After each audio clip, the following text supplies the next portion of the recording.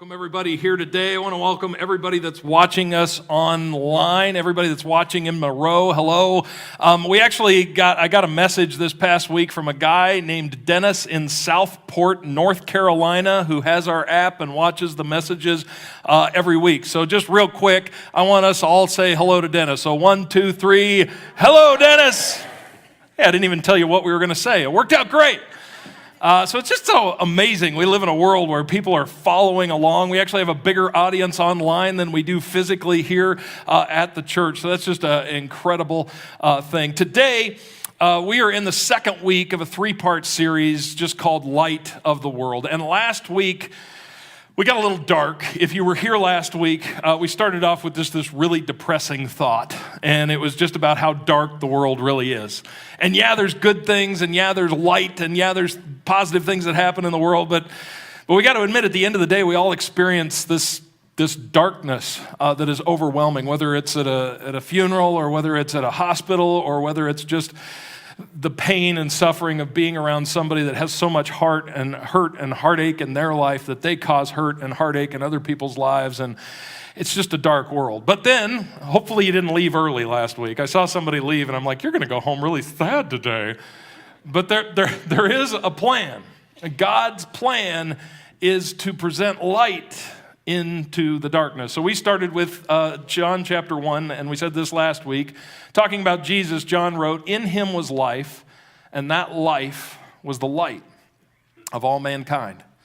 Now here's what's really cool. If you read the Gospels, the New Testament starts with 4 Gospels. The Gospels are just the account of the life of Jesus. Matthew, Mark, and Luke are really similar. They share the information, like this is where Jesus was, and this is what he said. Really awesome. But John's different. If you read through John's gospel, he's going back and he's making an account, and he's not just telling the information where Jesus was and what he said, but he's also adding some commentary, some God-inspired commentary to it, and it adds another layer to the gospel. So if you haven't read the book of John, just go home this week and read the Gospel of John. It's really amazing. But as he's writing his gospel, he picks up on this theme, and this is his life. He also wrote the Gospel of John, but he also wrote books you might have heard of, 1st, 2nd, and 3rd John. And in it, throughout the theme, is this idea of light and dark. Light and dark. And he says that Jesus came, and he was the light of life. Now, keep in mind, John is writing this probably about 30 years after Jesus was here on earth. He witnessed everything. He saw the church explode, and then he's going back and he's writing this gospel. Today, where we want to pick up is we want to pick up with what happened after that. Right? Because we always celebrate Christmas and we're like, oh, Jesus is born in the light of the world, and we're all full of joy and hope. And if you've ever been to like a big Christmas performance, there's this, there's this moment where, oh, Jesus is born, and everybody worships, and it's great. But then what happens next? In John chapter 3, verse 19, Jesus just finishes this long discussion with a guy by the name of Nicodemus. And he has just finished saying some of the most famous words in the Bible. For God so loved the world that he gave his one and only Son, that whoever believes in him will not perish but have everlasting life. I want to pick it up here. In John 3:19, John starts by saying, "This is the verdict." Again, this is not the words of Jesus. This is John adding commentary to his gospel. He's saying this is the verdict. You might be thinking, well, what exactly does that mean? What does it mean, this is the verdict? What is he talking about? Again, keep in mind, John is going back 30 years, and he's saying, okay, I've seen a lot of stuff. And over the last 30 years, John has seen some incredible things. He saw Jesus die. He saw Jesus rise from the dead. He saw Jesus appear to 500 people.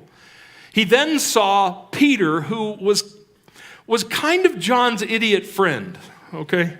Peter, who wasn't always super competent in the Gospels, gets up on this day in Acts chapter 2 called the Day of Pentecost.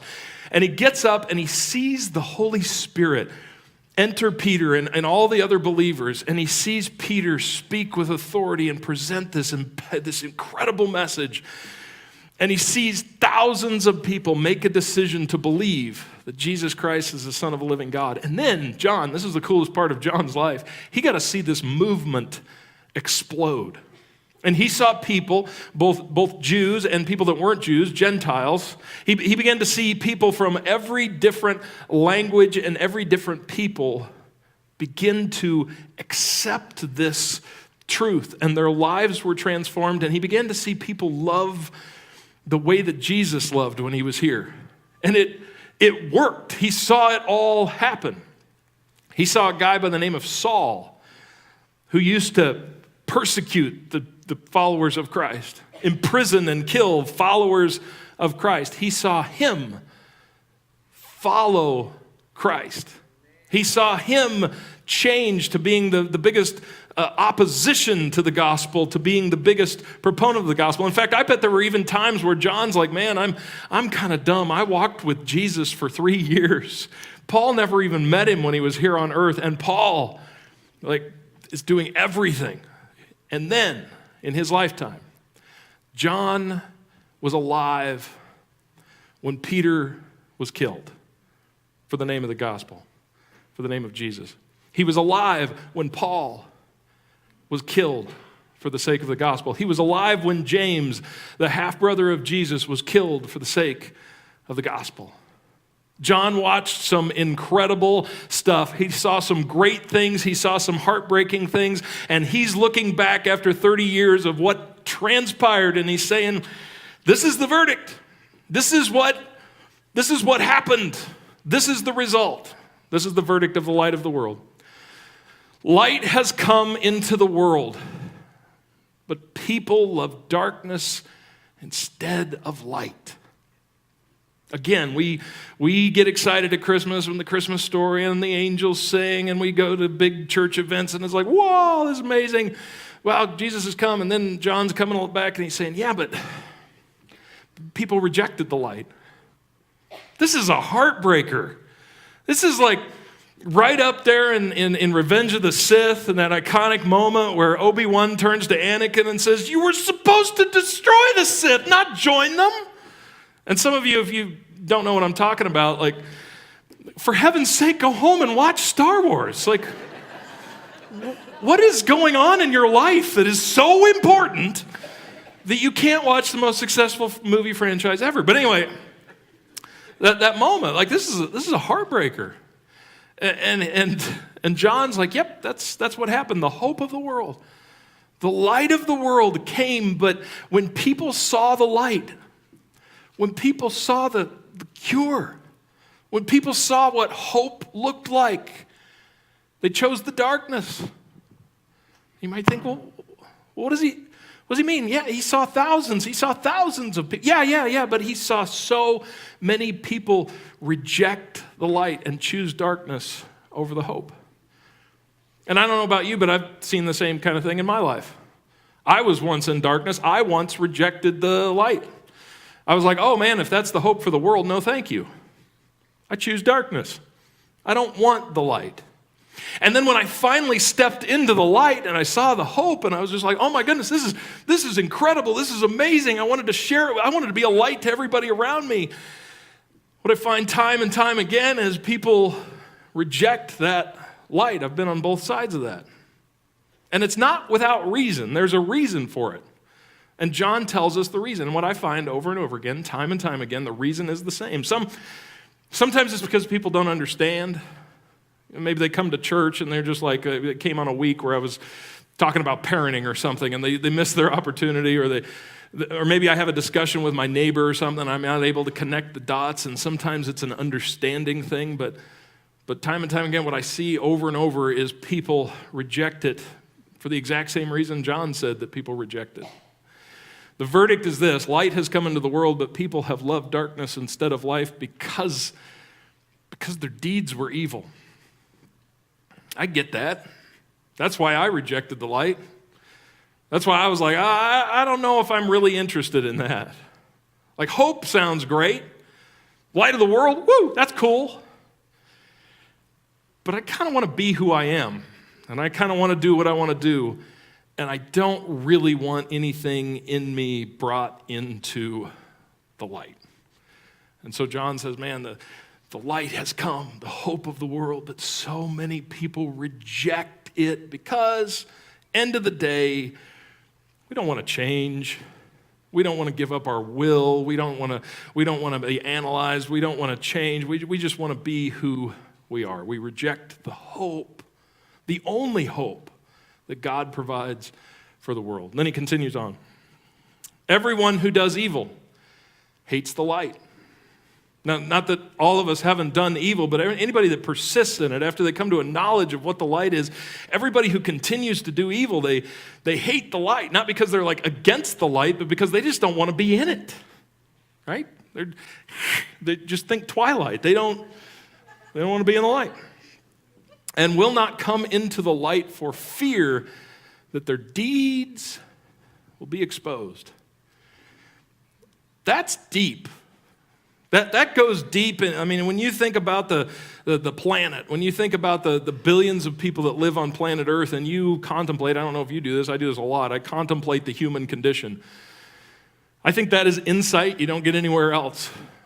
People don't really want the light because they're afraid that what's inside of them is going to be exposed. They're fine if the light shines on somebody else. We're fine with that, but we don't really want the light to shine on us because it might be exposed and we're going to be found out. Now, I want to take a minute just personally with you and me, and I want to ask the question, why do we fear exposure? Why do we fear exposure? The reason, and we go to great lengths to avoid exposure too. Let's just start with something light. Some of you, Christmas is coming up, and you have no intention in the next 2 weeks of stepping on a scale. Right? You'll step on a scale January 1st, but until that date, I do not want to know, right? Because if you know, because you already know what's going to happen, right? You already know you're going to be disappointed with that number, right? So you're not going to step on that thing because you already know, but you don't want it verified. To who?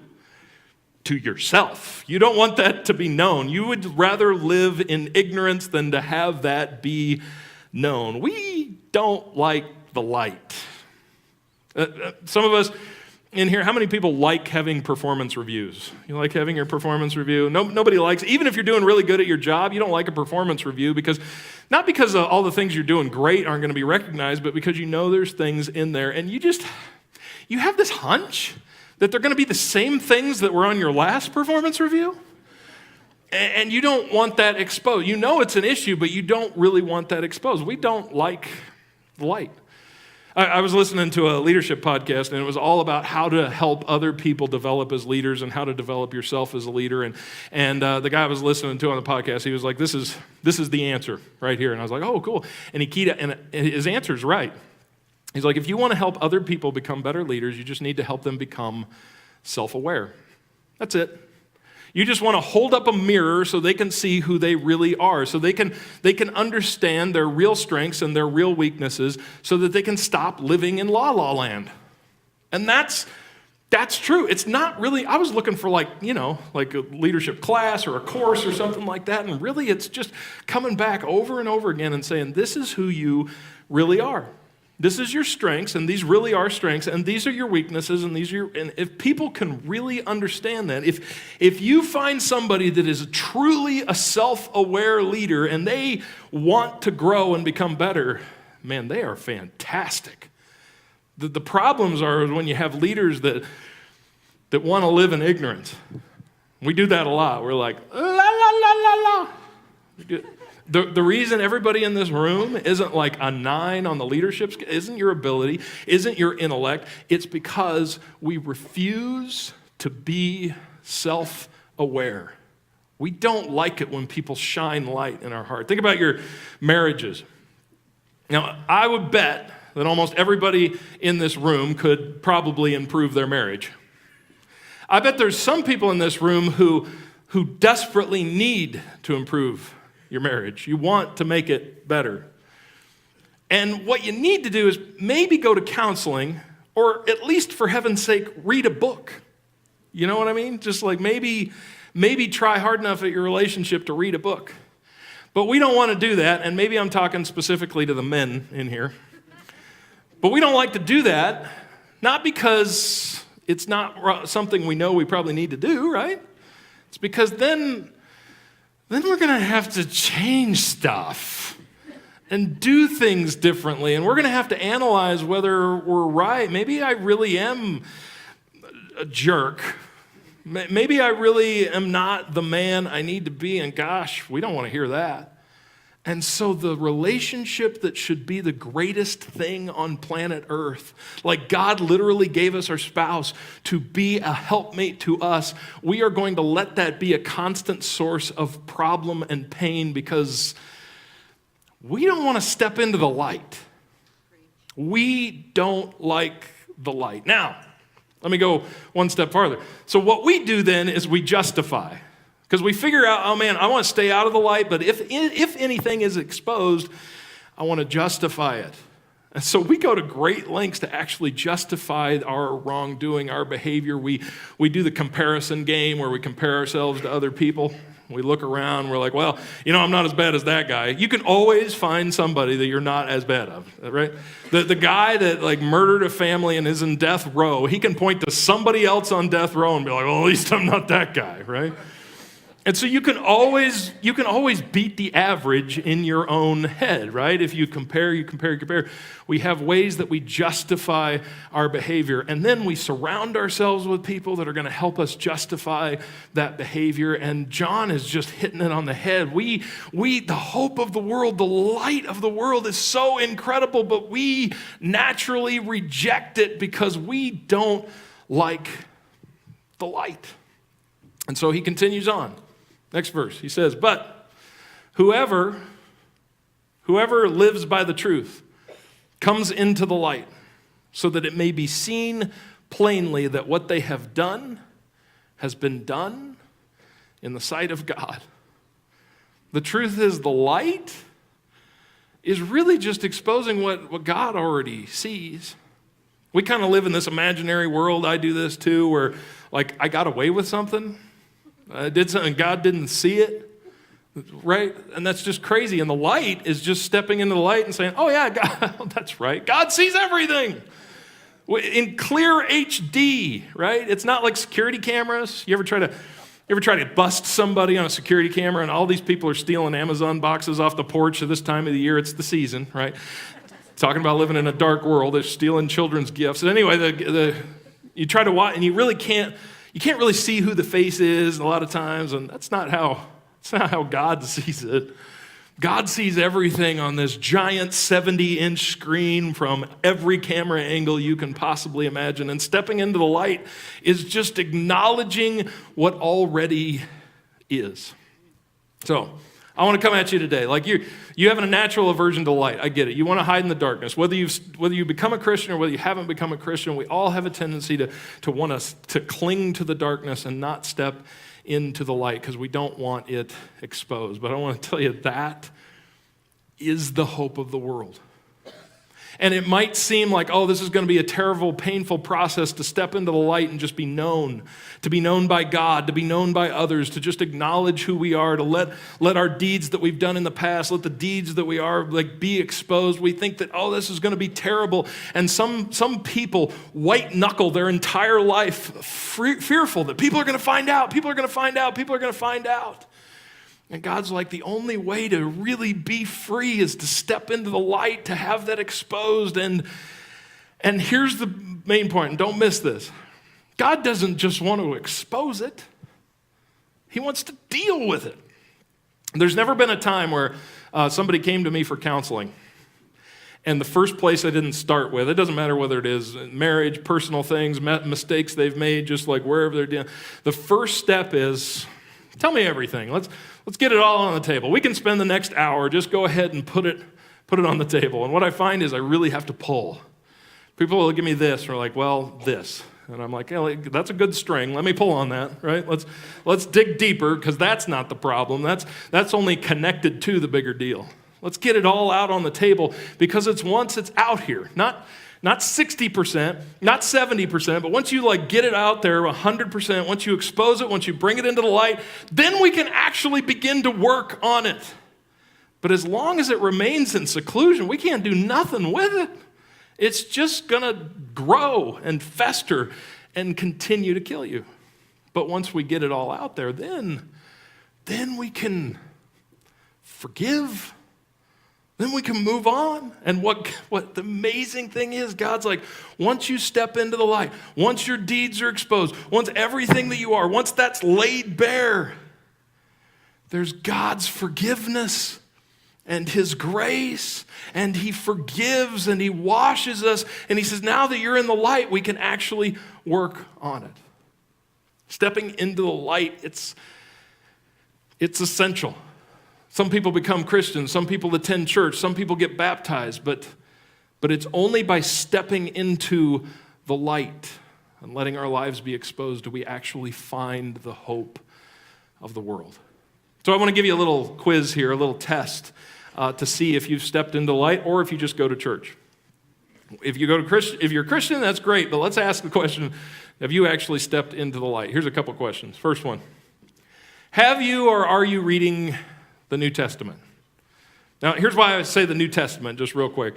Because the New Testament, like this is what John just said, that Jesus brought the light of life.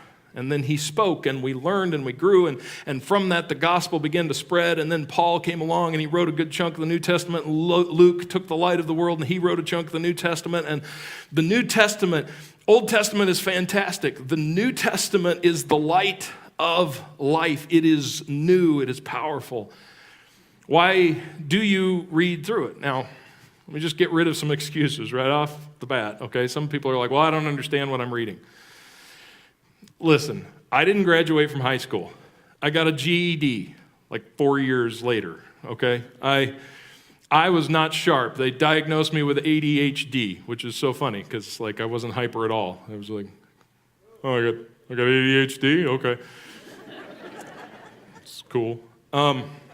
Everybody in the 90s had ADHD, right? So I wasn't sharp, might have had a learning disability. When I first became a Christian, I took a Bible entry exam. I didn't know the difference between Noah and Moses. I knew one of them had a boat, but I got that wrong. And some people, oh, it's too complicated. I just get lost. I don't understand what I'm reading. It really isn't that complicated. There is stuff that, man, you can go deep into, and it's like incredibly deep. But I found, man, I was a brand new Christian. I didn't know anything. Just opening the Bible, I got it. I got it. It's really not hard to understand.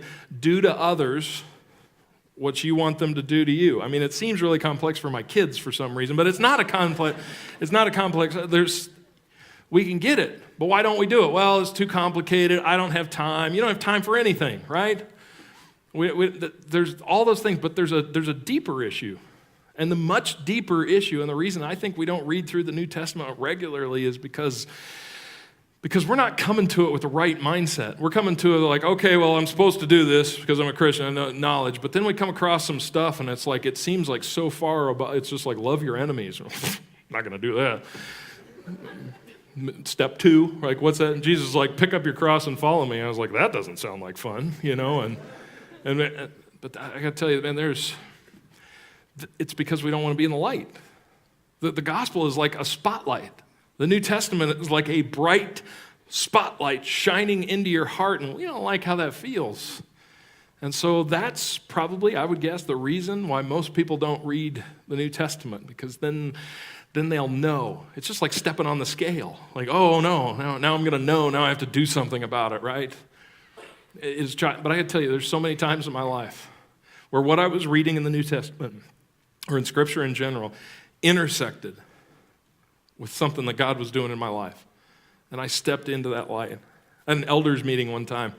And the elder that I was meeting with, there was 3 of us. One of the guys I was meeting with was kind of a jerk. It wasn't here at LifeBridge, just to clarify. It was John. It was years and years ago as a young Christian, like I was, and he was kind of a jerk, but to be fair, so was I. So we were 2 jerks and then a really nice guy. So 2 jerks and a really nice guy have an elders meeting. Sounds like the beginning of a joke. So anyway, we're meeting, and like he kept talking over the top of me, and I kept talking over to him, and he kept talking over me, and so I slammed my fist down on the table. I don't even know where this came from. I slammed my fist down on the table, and I was like, quit talking over me. And he was like, I don't have to put up with this, and he walks out of the room. And I turned to the nice elder, And I turned and I said, was I in the wrong? And he was like, no, he was being a jerk, right? Like he was like, that was all him. And yeah, you were a little aggressive, but that's fine. He had it coming. So I go home and I'm like, I'm justified, right? Let me just hide in the darkness. Where's the darkest spot I can find? I'm justified. So then I open up my Bible and I'm reading in Philippians chapter 2. It says, your attitude should be that of Christ Jesus, who laid his life down, right? If you read through Philippians chapter 2, who considered himself nothing, took on the very nature of a servant, and became obedient to death on a cross. And instantaneously I knew I need to go over and I need to apologize to him. I need to make myself nothing. I need to lay my life down to this jerk. And I went over to his house, I knock on the door, he opens the door. I'm like there humbly, he's like, hey. He flings open the door and he's like, I was waiting on you. Sat down, I apologize, right? I'm just like, man, that was a way out of line. I really, just this heart and nature and everything. Like, it's the first time I've ever done it. I'm new to this, right? I was expecting some reciprocation. No reciprocation came. It was just like, thanks, you owed me that. And I was like, oh, okay. And just in some small way, I could feel what it was like when Jesus laid down, in some small way, when Jesus laid down his life for me. And that's what happens when you read through the New. God exposes that stuff in your life. But if we have an aversion to that, we don't want any part of it, like we don't do it because we don't want to be transformed. We'd rather hang out in the dark. Number 2, question on whether or not you're in the light. Who do you talk to about faith? So we have a problem in that we naturally form relationships that don't necessarily put us in the light. My daughter actually gave a speech. She's 17, she's a senior at Woodhaven, and she gave a speech for her speech class, and it was supposed to be like here's something that's beneficial and can change your life, any topic she wanted. And so she presented 3 lines on a slide, and I thought this was brilliant, so I'm going to use it today. Her first line went like this, to a bunch of high schoolers. Our relationships are usually unintentional, right? And that's you and me too. We don't think through our relationships too much. In fact, usually we're just looking for people that are going to accept us. We just want to feel comfortable. We don't want to feel judged. We want to hang with people we want to hang with, but we don't think about it too much. In other words, most of us haven't really thought through relationships that put us in the light. We just hang out with people that we hang out with because we like to hang out with them. So that she presents that. And then number 2, she says, the people we hang around determine the person we will become. I think she might have heard that from me. But anyway, the people we hang around determine the person we become. That's just a thing. It's not even a Bible thing. That's just a thing, right? The people we hang around determine the person we become. Like, have you ever noticed that you're kind of like the people you hang around with? And maybe you hang around with people because they're like you, and maybe you are like them because you hang around with them. And sometimes you're a jerk because you hang around with jerks. Or maybe you hang around with a certain group of people that really don't consider it wrong to do, whatever it is, X, but you don't either, and maybe it's because of the people you hang around with. So the people you just think of the people you hang around with. Your top 5 list, that's who you are, and that's who you are becoming. Are you happy with that? I hope some of you in here at least go, yeah, that's a negative, right? I mean, maybe there's a lot on here, but even in my life, I got to spend less time around, whoever. That's just a truth. So we're unintentional with our relationships, and yet the relationships determine the people we become. And so the conclusion is, therefore, who we are becoming is unintentionally unintentional, right? The person we're becoming isn't thought through at all because we're not thinking through our relationships. Whether they be friends, whether they be romantic things. I mean, it could even be like your sister, okay? And you're like, well, she's a family member. I'm like, yeah, but you don't have to hang around with family members, right? I mean, to some degree. I mean, whoever it is, the people that you are becoming is the person you've determined to become starts all the way up here. Now, the reason I bring up that is because when we think about, man, am I a person that's walking in the light? You have to ask yourself the question, who are you hanging around with? Who you talk to? Not that I want you to just get rid of all your relationships, but intentionally find people who are in the light, who might tell you some things that you don't want to hear, who might look down on some of the things that are kind of darkness things, who might challenge you to be a different person. So many people don't grow in their faith because they don't want to be around those kind of people. And those kind of people are the ones who are in the light. So that's just a question. Who do you talk about faith with? And if the answer is nobody, you got to figure that out. Your faith will die if you don't talk about your faith, if you don't talk about how to grow in your faith with somebody else. Number 3, when do you talk about your specific sin? Now, you can all, continue eye contact, whatever, but we all know it's true. You have something that grows in the darkness. It's a sin. Maybe it's bitterness. Maybe it's jealousy. Maybe it's lust. Maybe it's a situation with your spouse. Maybe it's just the kind of parent you are, right? It doesn't take very long as a parent to realize, especially when you have teenagers, that there's something broken inside of you. Yeah, there's something broken inside of them, but there's something broken inside of you too. It doesn't take very long to figure that out. And who are you talking about with that? What is that that's going inside of you? And I'm not talking about people you're looking to get justified with, right? But when are you acknowledging your own weakness?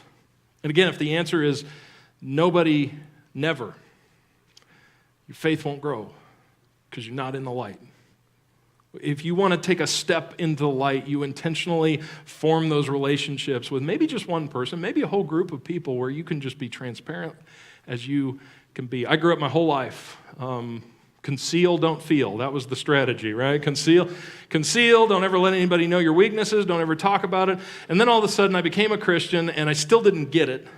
And I got dumped into this Christian college where there was all these guys that were like following Jesus, and there was a raw transparency. And I kept trying to hide, and I found myself isolated from the rest of them. And then I just saw the freeness by which they acknowledged their brokenness and their weakness, and the freeness why it was just acknowledged, yeah, this is who I am. They were just walking into the light, and that was so appealing to me, and so I kind of dipped my toe in, and I began to do that too. And every time I've ever confessed sin, every time that I've ever shared my problems, every time that I've opened up about that, every time I have found freedom. And Christ is calling you into the light. Don't hide out in the darkness. Find freedom by just acknowledging what you've done, who you are, and that you are broken. Now here's the payoff.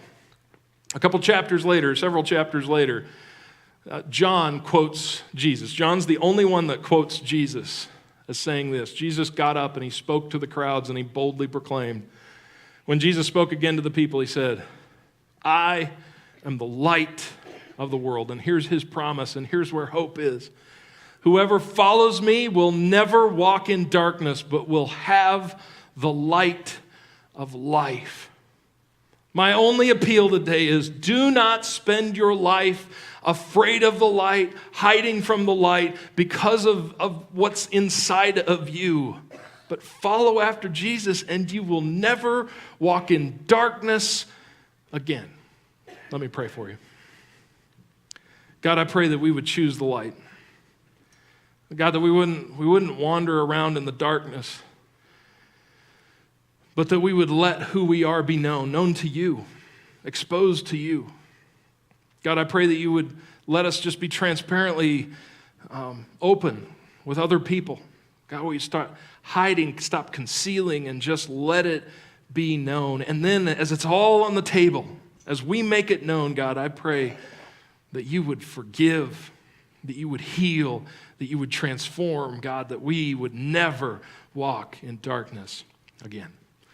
And I pray that in Christ's name. Amen.